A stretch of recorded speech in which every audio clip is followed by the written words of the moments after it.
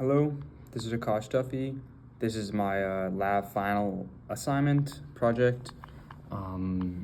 So the basic idea is to replicate a speedometer and calculate the RPM. And you can see we have the hardware set up being we have a 9-volt battery connected to the board that's supplying power to our motor itself. We have a light sensor that's connected to the board. And then I have just a jumper wire connected from PD2 to BB2, and that's to be able to visualize the data, visualize the pulse width we're sending out. That leads me into the main idea of the project. You can see we have a little laser beam here, a little light sensor, and this thing has some slits in it. So once the laser is allowed to pass through, it turns off, and when it's not allowed to pass through, it turns on. So when this spins, it's going to spin at different speeds, and that is going to be how we calculate the RPM. You see there's two slits, so we have to divide that number by 2. So the faster this is spinning, the faster we're going to have those high and lows, pulse widths being generated. So that's how we're going to in turn calculate our RPM. We have a little OLED that's displaying information. You see how we have my name, Akash Duffy, my pseudonym, AK Dizzy, and then the mode is 0 to 10. We go from 0, which is not on, to up to 10, which is 100% duty cycle, in increments of 0.1, so 1, I guess. So it'll be 0, 1, up to 10, and then the duty cycle is just like showing what percentage of the on and off time we have. So right now the code is running. If I go to the data visualizer, which I have up, you can see that the wave is being generated on PD2 is completely low. So that means that the motor is not spinning, nothing's being generated. And then if we increase the mode by moving the joystick, go to mode 10, duty cycle 10, and then you can see where motor's spinning, and then as well as the fact that we now have a pulse generated, which is 10%.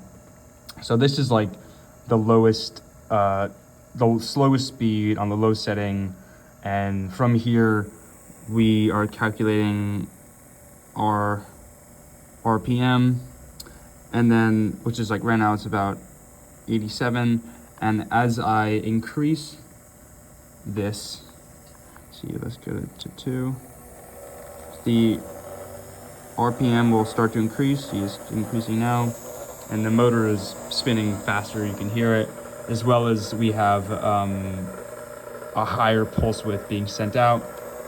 So I'm gonna move this over a little bit so we don't fly off the table, and then start increasing this to 3. We'll have the RPM increase up to 4.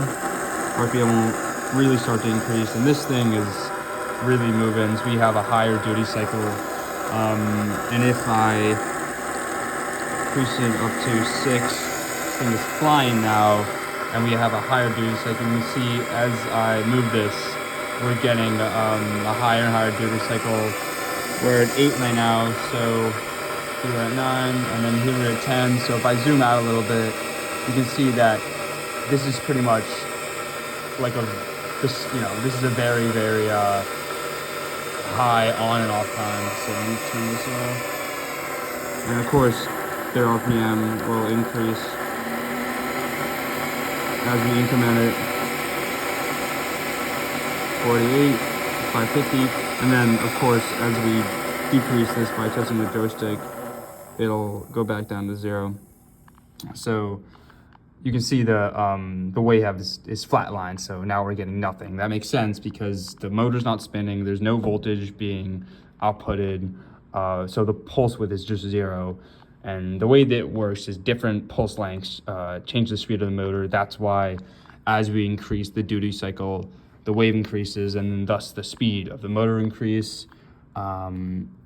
This is written all in C. Nothing too crazy, just some OLED stuff. using some of the timers and time delays that are built into C to be able to produce these pulse widths. And then I have a couple loops that are doing the calculations for RPM. So that's the basic idea. If I pull up my document, we can see that I measured the voltage off the outputted by the DC motor on the different steps, and you can see that we do not get a linear growth. It starts at 0 volts when we're not moving at all, and then even at the lowest speed, we're still giving it 5 volts. So that increases pretty substantial, and then it increases like almost linearly, where the maximum output I achieved was 8.36 volts, and that is pretty good, thinking, keeping in mind the fact that we're using a 9-volt battery to supply the motor. And these batteries don't always hold 9 volts. It slowly goes down, so it makes sense why we're not getting exactly 9 volts at the power supply. So just once again, I'll show you that this is working. As I put it up, it starts spinning. RPM calculation goes up. As I move it up, mode 2, duty cycle 20%. RPM will increase. You can hear it. It's moving a lot faster. And then just put it up real fast. That's at 8, 9, 10. So that's the max we have. So we're gonna get the highest RPM calculation, which is slowly going up. The loop takes a little while for it to update, so that's why there's a little bit of time delay. And I'll just go back to 0. So now it's off. Now the motor's not spinning. So that's the final project. The code works, the motor spins. The only thing I'm a little worried about is the RPM calculations, but if you read my report, you'll see that. Thank you.